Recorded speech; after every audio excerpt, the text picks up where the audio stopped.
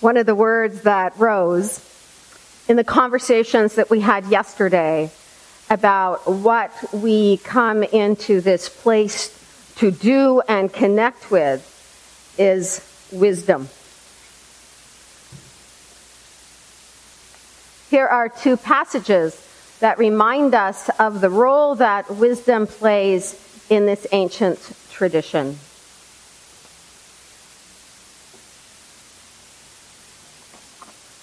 This from Proverbs. Does not wisdom call? And does not understanding raise her voice? On the heights beside the way, at the crossroads she takes her stand. Beside the gates in front of the town, to the entrance of the portal she cries out, to you, O people, I call. And my cry is to all that live, O simple ones, learn prudence. Acquire intelligence, you who lack it. Hear, for I will speak noble things, and from my lips will come what is right. For my mouth will utter truth. All the words of my mouth are righteous. There is nothing twisted or crooked in them. They are all straight to one who understands, and right to those who find knowledge. Take my instruction instead of silver, and knowledge rather than choice gold, for wisdom is better than jewels. And all that you may desire cannot compare with her. And finally, these words as given to Jesus by Matthew, chapter 7. Everyone then who hears these words of mine and acts on them will be like a wise man who built his house on rock. The rain fell, the floods came, and the winds blew and beat on that house, but it did not fall because it had been founded on rock. And everyone who hears these words of mine and does not act on them will be like a foolish man who built his house on sand. The rain fell and the floods came and the winds blew and beat against that house, and it fell. And great was its fall. Bishop Jack Spong argues in his book entitled Jesus for the Non-Religious that the unique thing about Jesus was that his real humanity came to be viewed as the vehicle through which God entered the life of the world. His real humanity. So let's look at who Jesus was as a human being. He was Jewish. He was not a Christian, not even the first Christian. He never rejected his Jewish roots. Neither did he set out to establish a new religion, appoint clergy, or renovate a building. As a wandering secular Galilean sage, teacher, he belonged more to what we call the wisdom stream of his tradition than the priestly stream of Judaism. Which means that his ministry was more of an embodiment of the female persona in the Godhead known as Sophia. I suspect that there isn't one of us who learned about Sophia in Sunday school. Would that guess be correct? Now we know that when it came to the female persona within the mystery, that the Church of Christendom had a massive delete button. Delete when it came to female wisdom, female leadership, female images of God. And we also know that that delete button was already in place when those who gathered probably in about the 4th century were pulling together the snippets of sacred text, or the snippets of letters and writings that they deemed to be sacred text.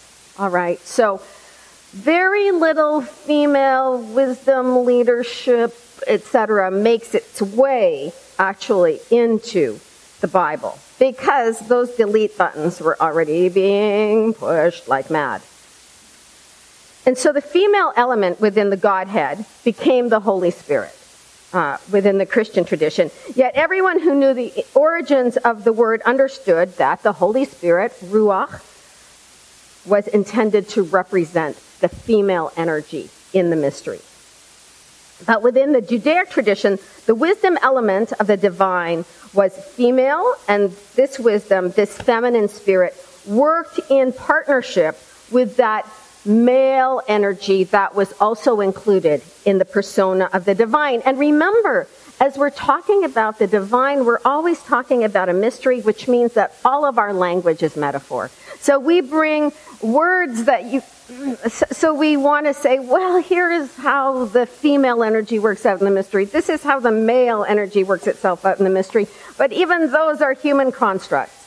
So they're meant simply to be portals to have a better understanding of how we engage mystery. So we know that when we read the Gospels carefully, that Jesus was less about power, unless it was healing power, and more about wisdom. And so in the early church, he was known by some to be, in fact, the personification of Sophia. And Sophia is simply the Greek word for wisdom, or the goddess of wisdom. Anyway, this very male-dominated culture was initially challenged by the early church that did not adopt a classic patriarchal approach to community, because it was just this kind of classic approach to community that the wisdom of Jesus challenged. And so we hear and we remember those very memorable snippets of unconventional wisdom that came out of the mouth of Jesus. It's easier for a camel to squeeze through the eye of a needle than a wealthy person to get into God's domain. So all of these things would have been a total challenge to the culture, and yet at the same time, he doesn't spell things out for people because that is much more in keeping with his Eastern spirit. And the Eastern approach to knowledge was more an approach to unknowing, and knowing that you couldn't know everything, as opposed to the Western approach to knowledge, which was, no, we've got our science in place, we've got all the equations in place, and this is what we can know. It's a very subtle difference between Eastern and Western spirituality, and Jesus was a product of the East. Love your enemies. Totally countercultural. It's countercultural to us. As you want people to treat you, do the same to them. Or this one, of course, is for this generation. Can you add an hour to your life by fretting about it? Or remember the story of the woman caught in adultery. The religious men were about to stone her. And they wanted to trick Jesus into defying the law, right? So he was always operating on the outside of the patriarchal construct of power. And so the law would be, if you are caught in adultery, then the law says you need to be stoned. And so they were hoping to catch him breaking the law. They weren't so concerned about her as they were about getting him in trouble. And so Jesus, recognizing this and wanted to completely avoid an argument about the law, took the conversation to a place where it stopped everyone in their tracks. He goes, okay, right. He said, sure, that's your law. Okay, so I would invite whoever is without sin amongst you to throw the first stone at her. So it's a very different way of changing the conversation, isn't it? Or you will also remember when he talked about the farmer building more and more barns to hold more and more of his stuff, but then one night he died suddenly, and what did all the barns full of stuff mean then? As a wisdom teacher, he had the ability to change the nature of the conversation so that people were almost given another set of eyes. So that those religious authorities who were getting ready to punish this woman for her heinous crime, nothing much changes sometimes, and Jesus was saying, well, and then suddenly find themselves not in a theological argument, but with a mirror in front of them going, oh, boy. And so a new set of glasses and a new narrative unfolds. I guess Jesus realized, as most wisdom teachers realize, that if we are all entrenched in our perspective, well, then there wasn't going to be much hope to create a healing community. And so wisdom teaching has a very unique flavor. It's not like receiving an edict from above. It's meant to provide some tools to create a community that can actually function together. So when Jesus says, love your neighbor, it's like, you know, you guys are all in this together. If you're going to insist on hating your Palestinian neighbor, well, there's only so much of the good things to go around. And if you insist that the both of you are going to be fighting about it, well, where is that actually going to end up? The wise man built his house upon the rock, and we are invited to think again carefully about the principles on which we build our lives together. The house of Israel had become very law-based, and it gave it the illusion of security. And so within the first century, this Galilee Jesus was providing an alternative path. I'm not sure that he provided an answer to all of life's challenges. He did, however, respond to the challenges of his day. And I think he realized that the life was a lesson in progress, and the goal, as identified by Harvard Divinity School theologian Gordon Kaufman, was to devote oneself to working towards the creation of a universal and humane community. That's quite a high purpose, isn't it? So if we are living within the wisdom of Jesus, then we have agreed to work towards the creation of a universal and humane community. Jesus did not make his claims based on seeing a great deal of the world. He lived in a small backwater country in Judea, but he saw slices of life. He saw the disparity between rich and poor. He saw the limitations of patriarchy. He saw the cruelty of the occupying army. He saw the precarious nature of living off the land or the sea. He saw the struggle of everyday life, and he commented on these slices based on the wisdom of his own spiritual tradition, based on common sense, and based on his experience of humanity. Other wisdom teachers from other spiritual traditions have come to many of the same conclusions. In his book, One River, Many Wells, Matthew Fox suggests that when we go deeply into the wisdom of our own tradition, we connect with the river that is at the heart of all traditions. And so Rumi, the Sufi mystic from the Muslim tradition, suggests that love is the key. So if we are to connect to the roots of this tradition, we need to recognize that the spirit of wisdom within the tradition, a wisdom that may very well confound us and confound the wisdom of the wider culture. For example, one of my favorite definitions of faith is by author Anne Lamott. The opposite of faith is not doubt, she says. The opposite of faith is certainty. And that's not what Jesus promises anybody. Almost the opposite, in fact. And I think you and I will probably be the kind of people who get really nervous when religious people talk about certainty about anything, because life itself is uncertain.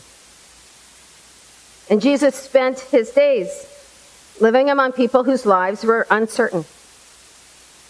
What he knew to be true was that the life of each individual was completely dependent on a certain set of relationships that would provide a small cushion in the midst of some harsh circumstances. And I know that each of you have your own story that can talk about your own fragility or vulnerability and how it is only a circle of friends or family that has in fact carried you through some really fragile, vulnerable times. Nothing much has changed. On some level, the wisdom of Jesus was gleaned from a very narrow context. I'm not sure what he would say to the men and women to whom I listen regularly who are unhappy in their marriages, I'm not sure what he would say to parents who are confounded by their adolescent daughter's behavior. I'm not sure what he would say to a community wrestling with drug addiction among its youth. I know that he wouldn't get all righteous about family values and the way it used to be. I suspect that compassion would be at the heart of his comments, and forgiveness and gentleness, and then he would make a comment about a blade of grass or a tree or a wild flower. And I have an idea that if we started to talk to him about a 3-year plan for fixing something, he would look at us with curiosity and say, life does not happen in 3-year cycles. It happens now. And so I'm just going to share with you some of the lines of Jesus' teachings that I think are always worth noting and always speak profound truth, regardless of where we're at in our journey.